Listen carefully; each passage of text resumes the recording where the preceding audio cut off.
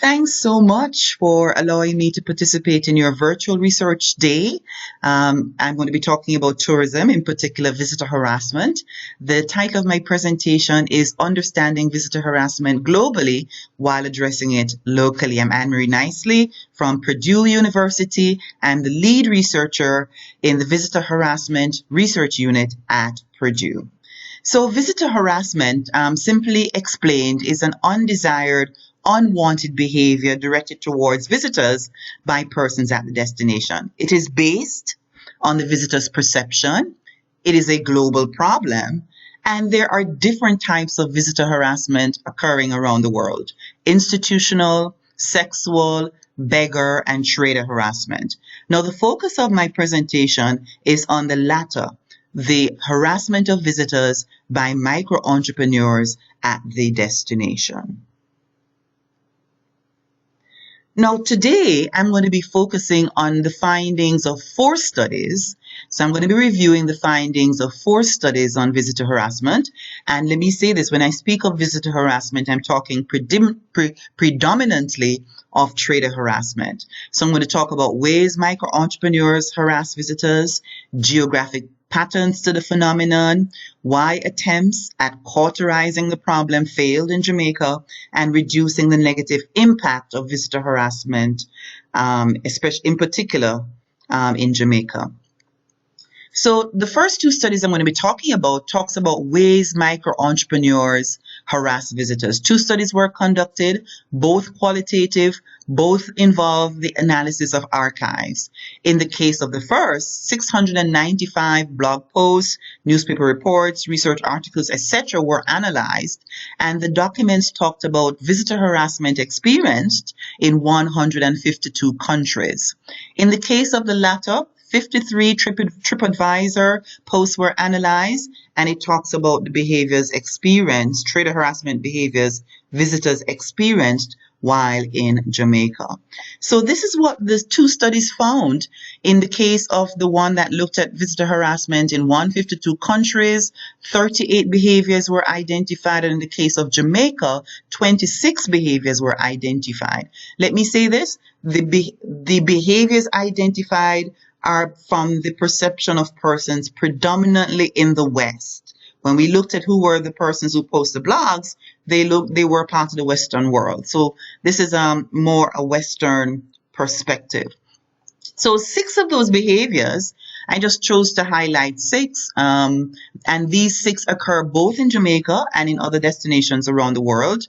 Include 1, micro entrepreneurs approaching the visitor one after the other, a group of micro entrepreneurs circling the visitors or the visitor, a group of entrepreneurs calling and beckoning to the visitor. And we also saw individual behaviors, such as a micro entrepreneur trailing a visitor or requesting that a visitor purchase something, a product or service that the visitor believes is illegal or immoral, such as sex and drugs.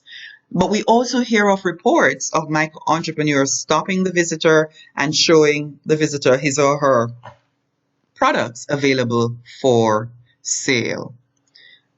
Okay, so in the first study, that is the study that looked at visitor harassment around the world, we also wanted to identify those geographic regions that had the greatest variety of trader harassment or visitor behaviors being reported. And this is what we found. Places such as Southeast Asia, Sub-Saharan Africa, Southern Europe, North America and the Caribbean, South Asia, North Africa, and South America, we found that these regions had the greatest variety of behaviors being described and being reported. Of the 38 behaviors the study found, 26 to 30 of these behaviors were discovered in the regions just named. Now, another interesting finding is that most of those areas fall within the equatorial zone of this climate map. So in the pink and red areas, Jamaica included. This obviously leads to the question as to why, and that's something that we're investigating currently.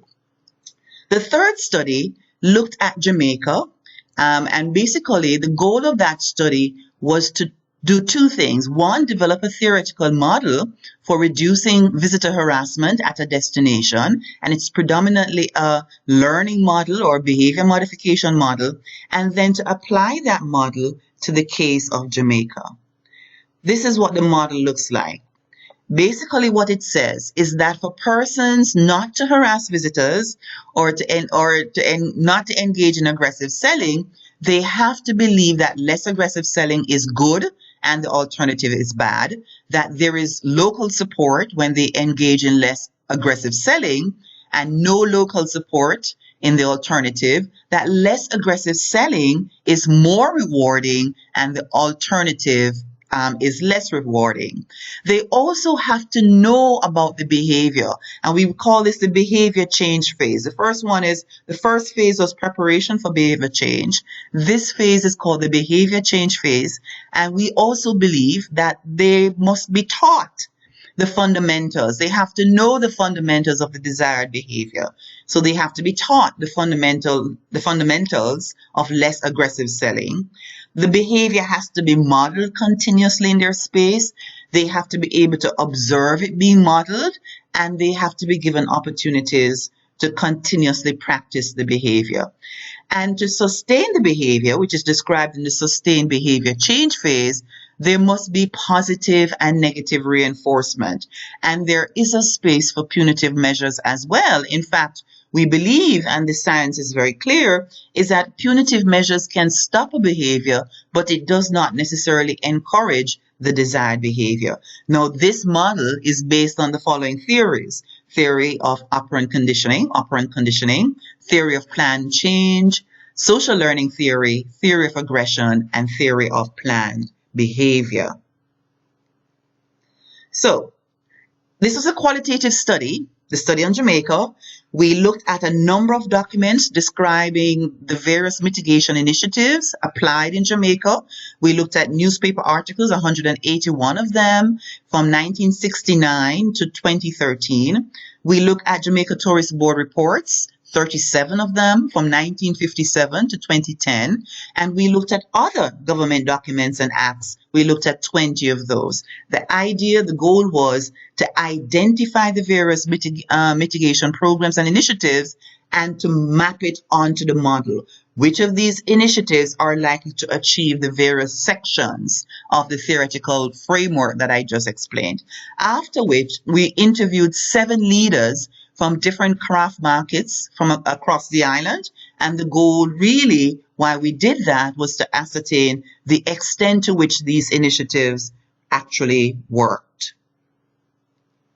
So this is what we discovered. Jamaica did a lot in terms of trying to cauterize the problem, but these were the gap areas that were identified, and they're all indicated in red. And for example, the vendors were not convinced that there was local support should they engage in less aggressive micro-selling. That was one of the weaknesses, and hence there was a need for more mitigation programs targeting these areas. So the last study, and this is a study that I worked on, and the goal of this particular study was to determine the reasons why persons would have positive loyalty intentions to Jamaica even after experiencing visitor harassment or trader harassment. Why would they want to return? Why would they want to recommend the island? And why would they want to support its micro-entrepreneurs? The theory of planned behavior was applied, which basically states that thoughts influence intention and intention influence behavior. This was a qualitative project. 108 survey respondents responded to a series of open-ended questions. These are persons who were 18 years and older, traveled to Jamaica between 2010 and 2016, and personally experienced harassment during that visit, trader harassment during that visit. This is what we found, and these findings are so important because they're likely to be moderators of the relationship between visitor harassment and visitors' loyalty intention towards Jamaica. So these are some reasons why persons had positive loyalty intentions towards Jamaica. One is They found Jamaica to be naturally beautiful.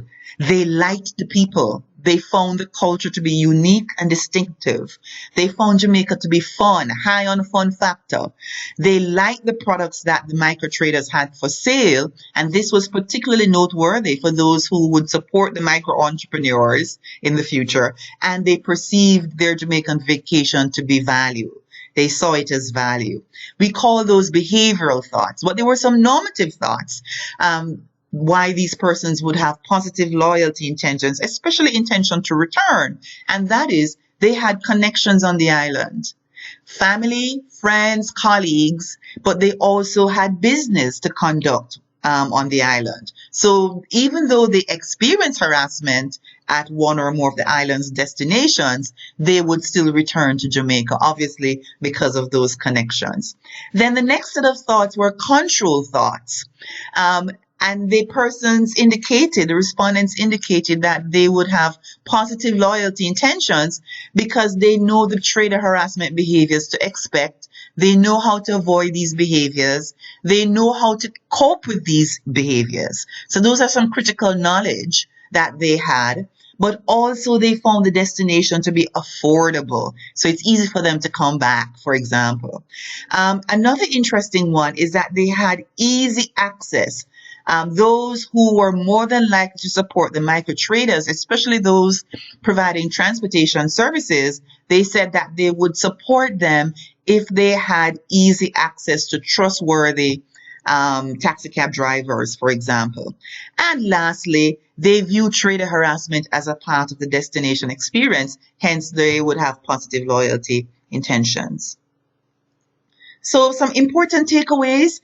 There are over 38 ways micro entrepreneurs harass visitors across the world. Most of these behaviors exist in Jamaica. What needs to happen now is that our tourism leaders need to target those behaviors that the culture likes and accepts. The visitor really need to be encouraged to appreciate those behaviors or assisted in appreciating those behaviors that we are ashamed of as Jamaicans, because I am Jamaican. Then those behaviors need to be reduced. So they need to be targeted and addressed.